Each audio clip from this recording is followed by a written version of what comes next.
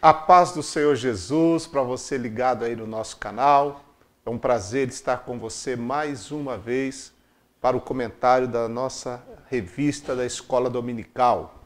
Hoje estarei fazendo comentário da lição número 5 da classe dos jovens. Lição que traz por título Decidindo o seu futuro. É este assunto baseado nas peregrinações do povo de Israel no deserto, registrado no livro de Números. O texto do dia nos diz: ao qual nossos pais não quiseram obedecer, antes o rejeitaram, e em seu coração se tornaram ao Egito. Atos capítulo 7, verso de número 39. A síntese da lição nos diz: sempre haverá dificuldades na vida daquele que caminha com Deus, mas nunca se deve perder a fé no cumprimento de suas promessas, porque Ele é sumamente fiel. A lição tem o seu texto bíblico básico em Números capítulo 13, versos 26 a 33, e tem as suas divisões da seguinte forma: primeira divisão, primeiro tópico, os espias; segundo tópico, a murmuração e fé; e terceiro tópico, colhendo frutos amargos. Vamos então apresentar aí alguns subsídios a você, professor, aluno da Escola Bíblica Dominical dos Jovens. Primeira coisa, com relação à introdução desta lição, nós vemos que eles estavam diante da terra prometida. Estavam prontos para seguir avante, ir adiante na conquista da promessa de Deus. Mas a incredulidade, infelizmente, gerou seus frutos ali nas campinas de Moabe e fez com que o povo de Israel tomasse a decisão mais infeliz que poderia ter sido tomada.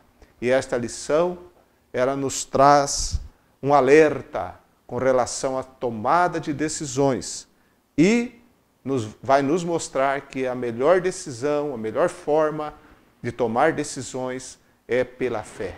Tomar decisões com fé em Deus é a melhor das decisões que nós fazemos na nossa vida. Ponto 1 da lição fala sobre os espias. E o subtópico 1 vai falar sobre o fim da jornada. Eles já tinham saído do deserto, já tinham saído do Egito, já haviam recebido várias orientações de Deus, já havia feito o censo, e agora eles estavam no fim da jornada. E naquele momento, 12 espias, cada um representando uma das tribos de Israel, com exceção da tribo de Levi, que servia no tabernáculo. O registro dos 12 espias está no capítulo 13 de Números, versículos 3 a 5. Eles eram os representantes daquele censo que está em Números capítulo 1, totalizando 603.550 varões acima de 20 anos de idade. Lá em Números capítulo 1, versículos 1 a 46, nós temos a descrição e o relato deste censo. E de acordo com Deuteronômio, capítulo 1, versos 20 a 22, é importante porque esse é um texto paralelo, nós vemos que ali em Deuteronômio 1, 20 a 22, que Deus permitiu o envio dos espias para atender um pedido do próprio povo. Porque lá em Deuteronômio 1 e 22 está escrito que eles queriam saber por qual caminho deveriam subir e a que cidades deveriam ir. Então, atendendo ao pedido do próprio povo, Deus então permite o envio dos 12 espias. E nós temos mais detalhes sobre a missão daqueles 12 espias em Números capítulo 13, versos 17 a 20, que está escrito assim: enviou-os, pois, Moisés a espiar a terra de Canaã, e disse-lhes: subi por aqui para a banda do sul e subi a montanha, e vede que terra é, e o povo que nela habita, se é forte ou fraco, se pouco ou muito, e qual é a terra em que habita, se boa ou má, e quais são as cidades em que habita, se em arraiais, se em fortalezas. E nós vemos então esse cenário preparado e as orientações dadas por Moisés aos espias.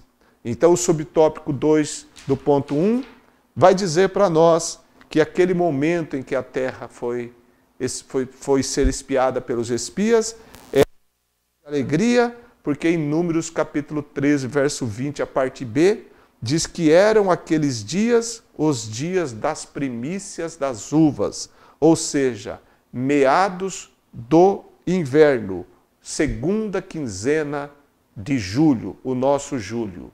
Então, foi naquele período em que eram as primícias, os primeiros frutos das uvas, em que eles saíram para espiar a terra. Sob tópico 3 do tópico 1 nos diz a antessala da vitória, onde eles estavam ali acampados e dali enviaram os espias. E durante 40 dias de jornada, os 12 espias percorreram aproximadamente 550 quilômetros. E o resumo do percurso da jornada desses espias nós temos em Números capítulo 13, versos 21 e 23. Nós lemos lá da seguinte forma: assim subiram e espiaram a terra desde o deserto de Zim até Reob, à entrada de Amate, e subiram para a banda do sul e vieram até Hebrom. Depois vieram até ao vale de Escol. É interessante que nesse percurso pelo qual passou desde o sul, as montanhas, até o vale de Escol, que eles passaram por uma cidade chamada Hebrom. E aqui é interessante, porque nós vemos que Hebrom foi um local importante nas peregrinações dos patriarcas, dos pais da nação de Israel, Abraão, Isaque e Jacó. Inclusive, foi nesta cidade que eles foram sepultados, juntamente com suas esposas. E, então, uma cidade extremamente importante. E por ali os espias passaram. E é interessante que, ao passar por ali, eles deveriam sentir-se incentivados por verem que, séculos mais tarde, dos patriarcas até eles, estava se cumprindo, ou estava para se cumprir, a promessa de Deus da possessão da terra. E eles seriam a geração do cumprimento da promessa. A passagem por Hebrom deveria, portanto, ser um incentivador. Não sabemos exatamente se eles passaram perto da caverna de Macpela, onde estavam sepultados os patriarcas e suas esposas, não sabemos. Possivelmente sim. E ali eles deveriam ser incentivados. Mas, infelizmente, não foi o que aconteceu. Porque o ponto 2 da lição, o tópico 2, vai falar da reação do povo ao retorno da viagem dos espias e o relato que eles passaram para o povo. E o retorno, o resultado ali, segundo o tópico 2 da lição, foi murmuração. E aí o tópico 2 apresenta-se da seguinte forma: murmuração e fé, para traçar aí então uma diferenciação entre o que aconteceu no retorno daqueles espias. De um lado, murmuração, e de outro lado, fé. A fé estava ali representada por Caleb, por Josué, por Moisés e por aqueles que evidentemente estavam do lado deles. Mas a murmuração estava ali representada pelo povo na sua grande maioria. Então é esse aspecto que o ponto 2 vai tratar: murmuração e fé. Em primeiro lugar, então, o subtópico 1 deste tópico 2 fala sobre a vista humana, que vai resultar justamente na murmuração. Nós lemos lá em 2 Coríntios, capítulo 5, versículo 7, o apóstolo Paulo escreveu: porque andamos por fé e não por vista. Esse, então, é o princípio da vida do cristão. Ele anda não por aquilo que ele vê, mas pela fé que ele tem no seu Deus. Então, nós vemos claramente nessas palavras de Paulo o antagonismo que existe entre fé e a visão humana. Nós observamos o relato dos espias, lá em Números capítulo 13, versos 28, 29 e 33. Observe nessas palavras do relato dos espias. Eles disseram assim: e também ali vimos os filhos de Anak. Os amalequitas habitam na terra do sul, e os heteus e os jebuseus e os amorreus habitam na montanha. E os cananeus habitam ao pé do mar e pela ribeira do Jordão. Também vimos gigantes, filhos de Anak, descendentes dos gigantes, e éramos aos nossos olhos como gafanhotos, e assim também éramos aos seus olhos. Números, capítulo 13, versos 28, 29 e 33. Observe que nessa leitura que eu fiz, aparece duas vezes a expressão vimos, vimos, vimos os filhos de Anak e vimos os gigantes. Novamente a expressão, a palavra vimos. E também, por último, o que eles dão a sua conclusão, quando eles disseram assim, e éramos aos nossos olhos como gafanhotos. Então veja a visão tão limitada, a visão tão pequena, a visão puramente humana. Aqueles 10 espias, eles ficaram apenas com aquilo que os seus olhos viram e com a impressão aterradora que tiveram. E isso os impossibilitou de crer. Então, o que eles presenciaram ali os assustou, fez com que eles tivessem temor e terror, inclusive, e eles então ficaram apenas com a sua visão humana e isso os impossibilitou de crer. Temos aqui uma lição importante para a nossa vida espiritual, que nós não devemos deixar de encarar a realidade das coisas, sim. Não podemos fugir da realidade. E se muitas vezes nos cercam situações terríveis que causam até mesmo temor, nos assustam diante de problemas e dificuldades que muitas vezes nós passamos por ela, enfrentamos na nossa vida, seja em que área for. Então nós devemos encarar a realidade da forma nua e crua como ela é. Todavia, não devemos nunca, falo como cristãos, como aqueles que creem em Deus, não devemos nunca ficar presos e nos desmotivarmos e chegarmos até o ponto de não crer em Deus por causa da situação que nos envolve. Porque isso vai trazer sérias consequências para a nossa vida, que é o que esta lição vai mostrar. Porque parando na pura visão humana e não dando um passo além, de passar para a visão da fé e deixar que a visão da fé prevalecesse, o que ocorreu com o povo de Israel foi um terrível retrocesso e corremos o risco também de perdermos muitas oportunidades em nossa vida, de regredirmos, inclusive, se não crermos no Senhor e na sua gloriosa palavra. Daí que o ponto 2, subtópico 2 desse ponto, vai mostrar para nós sobre a visão da fé. De um lado, a visão humana, material, daqueles 10 espias, e do outro lado, a visão da fé. E aqui entram Josué e Caleb. Veja que eles viram as mesmas coisas que os outros 10 espias. Todavia, eles não ficaram apenas com a visão física e material. Eles foram além, contemplando as coisas com os olhos da fé. Olhar com os olhos da fé não é ignorar a realidade física, mas é ir além.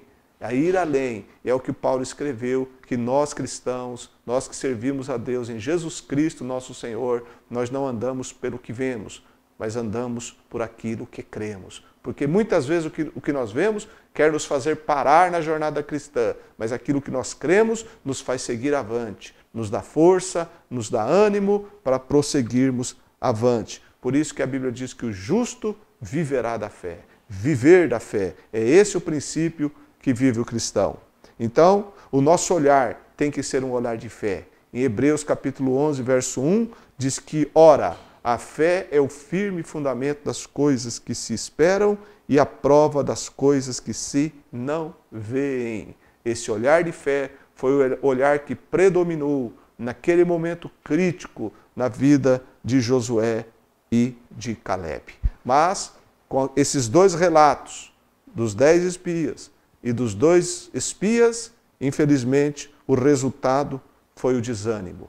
Subtópico 3 do ponto 2 fala sobre o poder do desânimo, ou seja, o efeito das palavras dos espias sobre o povo, dos 10 espias, o efeito das palavras deles sobre o povo. Lá em Deuteronômio capítulo 1, Deuteronômio 1 e 27, está escrito: e murmuraste nas vossas tendas. Desanimaram e em suas tendas começaram a murmurar. No capítulo 1, verso 28 de Deuteronômio, está escrito: para onde subiremos?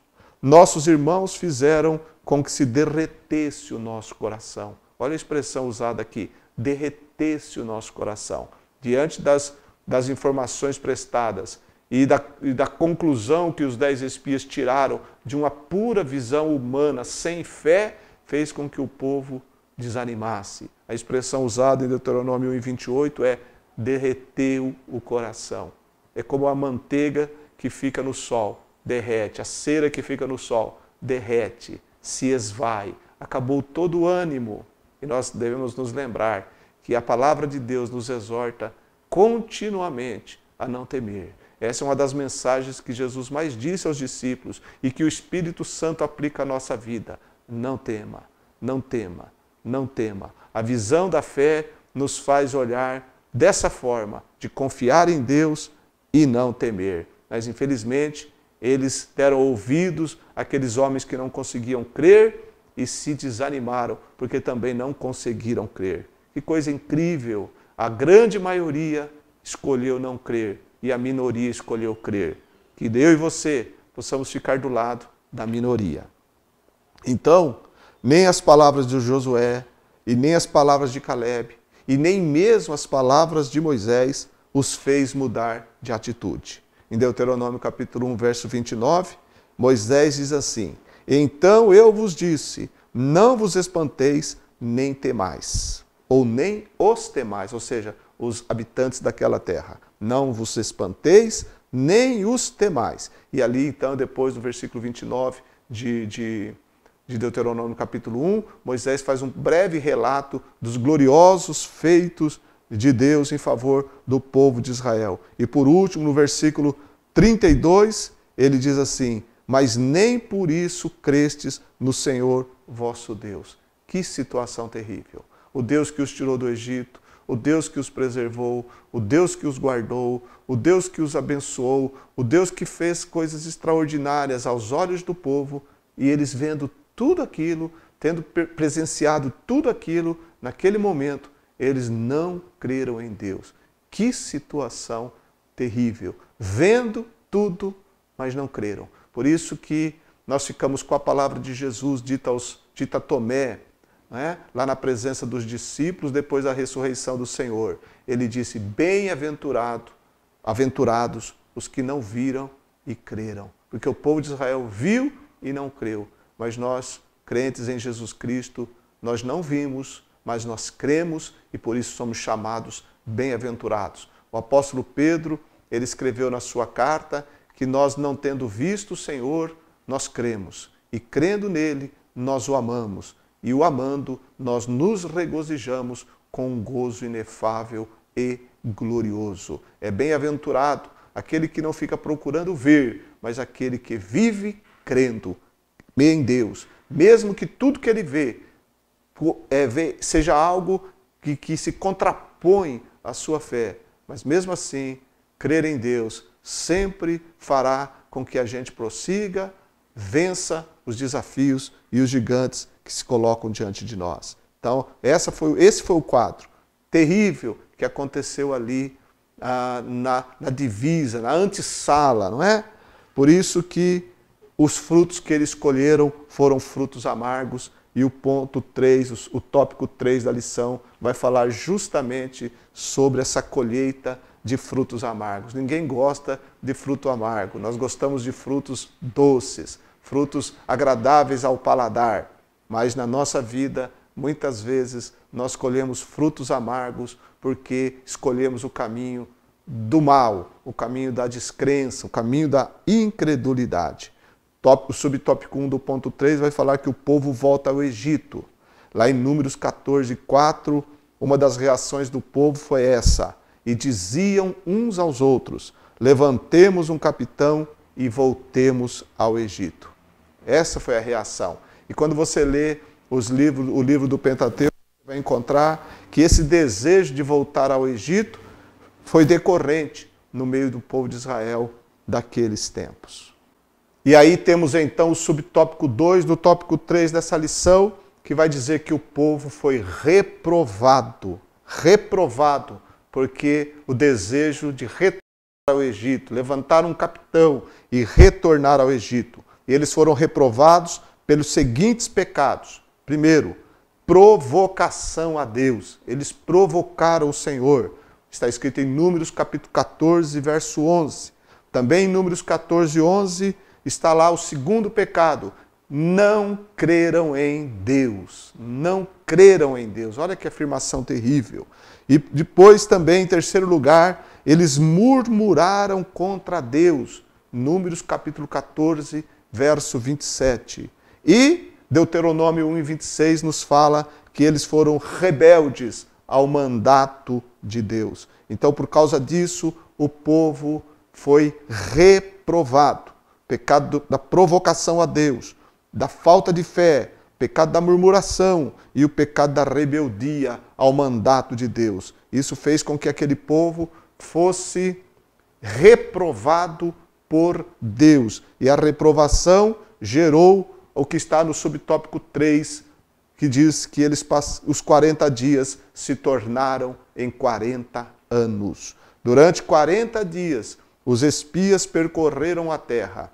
E 40 anos passariam até que a geração dos varões acima de 20 anos de idade fosse totalmente extinta, morresse no deserto, e os filhos deles, então, seriam aqueles que iriam liderar, conduzir a conquista da terra. Então, as consequências foram terríveis, terríveis para aquele povo. E como Paulo disse em 1 Coríntios capítulo 10, verso 11, que tudo aquilo que sobreveio ao povo de Israel foram como figuras e foram escritas para aviso nosso, para quem já são chegados os fins dos séculos. Então estejamos atentos àquilo que aconteceu ao povo de Israel, para que nós, com especial nessa lição, possamos tomar decisões pela fé, possamos viver pela fé, não deixar que aquilo que nós vemos nos desanime, não deixar que aquilo que nós ouvimos